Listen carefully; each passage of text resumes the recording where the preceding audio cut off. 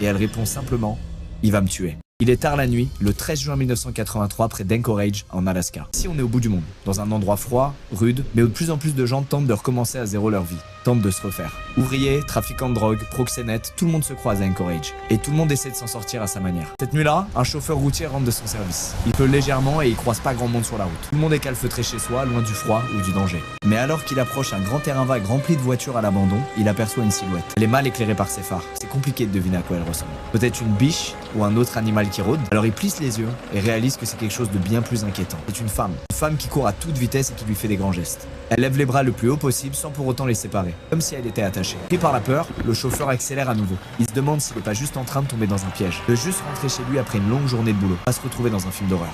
Mais alors qu'il fait quelques mètres, la femme se met à pousser un hurlement. Un cri strident que seule une personne réellement en détresse pourrait pousser. Alors il finit par s'arrêter et ouvrir la portière côté passager. Il demande à la femme ce qui se passe et si elle va bien, et elle répond simplement « Il va me tuer ». Dans son rétroviseur, c'est là qu'il le voit apparaître. Un homme qui court à toute vitesse avec ce qui semblait une arme dans les mains.